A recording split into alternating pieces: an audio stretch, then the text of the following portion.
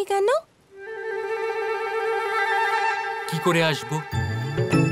বিবাহের এত কাজ বাকি আছে, দাদা আমাকে ছাড়লেনই না। বললেন আমাকে সাহায্য করো, আমি কি করে মানা করতে পারি? খুব ইচ্ছে করছিল আসতে, কিন্তু কি করতাম। তুমি আসোনি ঠিকই, কিন্তু আমি কালকে একটা খুব সুন্দর স্বপ্ন দেখেছি। আমার মনে হলো যেন আমাদের গোশালার পিছনে এক আলাদাই লোক আছে। আমাদের গোশালার পেছনে আলাদা কোনো জগৎ আছে, এমন তোমার মনে হলো? এমন তো হতেই পারে না। জানি, কিন্তু আমার এমন মনে হয়েছে। ও আচ্ছা, তোমার এরকম মনে হয়েছে। আর জানো, সেখানে তুমি আর আমি রাস করছিলাম। খুব সুন্দর এবং দৈব স্থান ছিল সেটা। আমার তো আনন্দই হচ্ছিল। আর আর কি কি মনে আছে তোমার? আর ওখানে সবকিছু খুব সুন্দর ছিল। আমার বিশেষ কিছু মনে নেই, কিন্তু কিন্তু হ্যাঁ, ওখানে এক ব্যক্তিও ছিল। আমি ওকে কম বলে দেখলাম, খুবই বিচিত্র ছিল। আর কি দেখেছো? আর আর ওনাকে দেখে এমন মনে হলো যেন উনি আমায় ভালোভাবে চেনেন। এমন মনে হচ্ছিল যেন উনি আমায় কিছু বলতে চান। কিছু তো কথা ছিল, ভালো ছিল না কৃষ্ণ, খুবই বিচিত্র ছিল। জানি না কৃষ্ণ, কিন্তু আমার খুব ভয় করছে।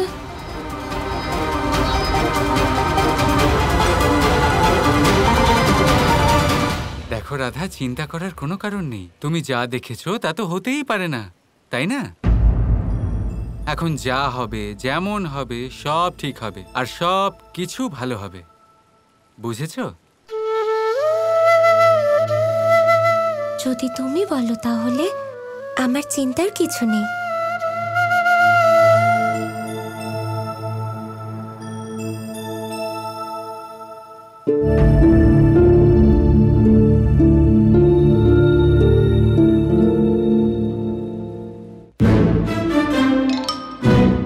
এখানে তো সকলেই নিজেদের কাজে ব্যস্ত, কিন্তু কানাই তো বলেছিল কিছু করবে, ও তো কিছুই করলো না। দাদা, করবেটা কি জানি না কানাই কি চায়।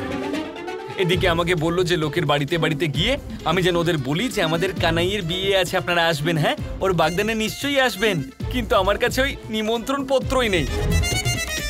মনে হচ্ছে এখন এই একটাই রাস্তা পড়ে আছে আমাদের কাছে। এসো এখান থেকে শুরু করি, জানি না কিভাবে করবো এসব। নারায়ণের পালকির দিব্য দৃশ্য দেখুন। নারায়ণের জয় জয়, নারায়ণের জয়, লক্ষ্মীপতি শ্রী নারায়ণের জয়। নারায়ণের পালকি? ও তাহলে এই ছিল কানাইয়ের পরিকল্পনা, যাতে আমাকে কারুর কাছে যেতেও না হয় আর সবাইকে আমি নিমন্ত্রণও করতে পারবো। দারুণ কাজ করেছো কানাই, দারুণ।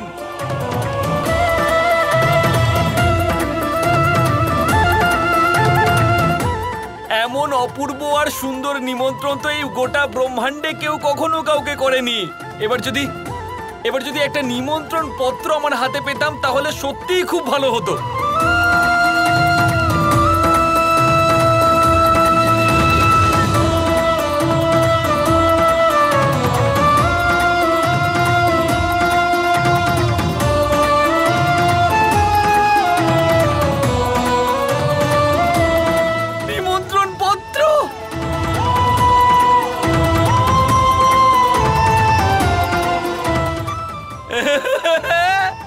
অসাধারণ! শুনুন শুনুন শুনুন শুনুন, এই যে রমণীয় আর অদ্ভুত দৃশ্য আপনারা দেখছেন না, তা সবই আপনাদেরকে একটা অসাধারণ সংবাদ আর নিমন্ত্রণের উদ্দেশ্যে রচনা করা হয়েছে। আগে হ্যাঁ, আমার প্রাণের থেকেও প্রিয় ভাই, বৃন্দাবনের নন্দ বাবা আর যশোদা দেবীর সুপুত্র কৃষ্ণের বিবাহ বর্ষণার প্রধান বৃষভান মহাশয় আর কীর্তিতা দেবীর সুপুত্রী রাধার সঙ্গে ঠিক করা হয়েছে। আর আমরা চাই যে আপনারা সকলে ওদের বাগদানে উপস্থিত হয়ে ওদেরকে আপনাদের আশীর্বাদ করবেন। আপনাদের এমন অপূর্ব, এমন সুন্দরভাবে আপ্যায়ন করা হবে যা আগে কখনো কোনোদিন হয়নি। সেই কারণেই এই অভূতপূর্ব মহেন্দ্রক্ষণের সাক্ষী থাকার জন্য আমাদের রাধা কৃষ্ণের বাগদানের দিন আপনাদের সকলকে উপস্থিত থাকতে হবে। সত্যি নিমন্ত্রণ যখন এত সুন্দর, তখন আপ্যায়ন তো দিব্য হবে। অবশ্যই হবে।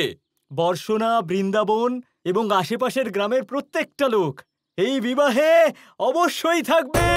অবশ্যই যাব, অবশ্যই যাব, অবশ্যই যাব আমরা। সত্যি কানাই, আমি তো শুধু এইটাই চাই যে তোমার এই বিবাহতে সবকিছুই এরকম অসাধারণ আর অপূর্ব হোক। আমার শুধু এইটুকুই ইচ্ছা।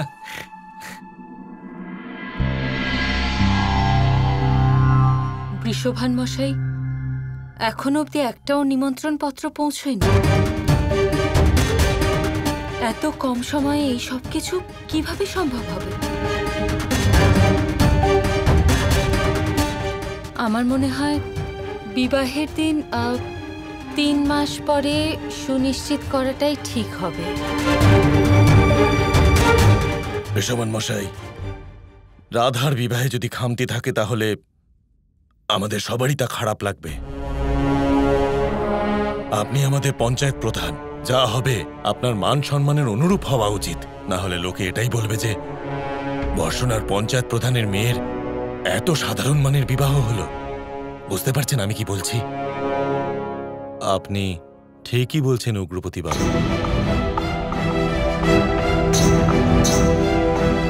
বর্ষনার মান সম্মানে আমি কখনোই আঘাত দিতে পারবো না।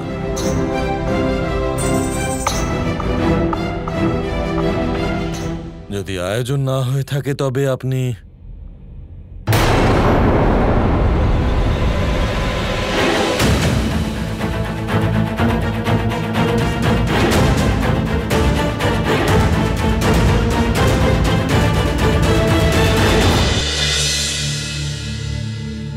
বিবাহের সমস্ত আয়োজন হয়ে গেছে। আর সমস্ত নিমন্ত্রণ পত্র বিতরণ হয়ে গেছে। চিন্তার কোনো কারণ নেই।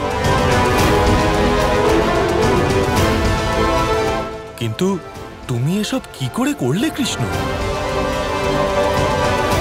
বৃষভান মহাশয়,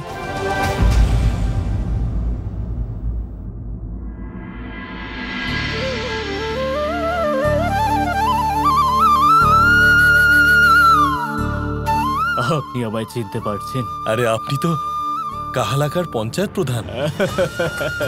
শুধু আমি নই, আমাদের আশেপাশের অনেক গ্রামের পঞ্চায়েত প্রধানরা নারায়ণের পালকি নিয়ে যাচ্ছিলেন। পথে কৃষ্ণের ভাই বলরাম আমাদের এই বিবাহে নিমন্ত্রণ জানালো। এমন দিব্য অলৌকিক বিবাহ নিমন্ত্রণের চর্চা দূর দূরান্তে পৌঁছে গেছে।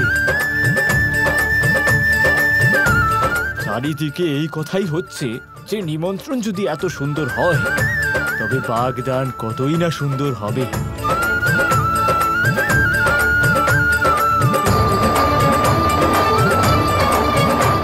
তবে রাধা কৃষ্ণ কোথায়?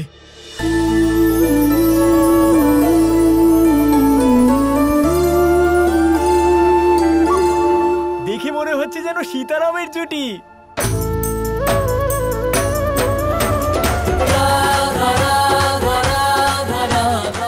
আমরা সবাই সিদ্ধান্ত নিয়েছি যে আমরা আর আমাদের সমস্ত গ্রামবাসী এই বিবাহে হর্ষ উল্লাসের সাথে আসবো।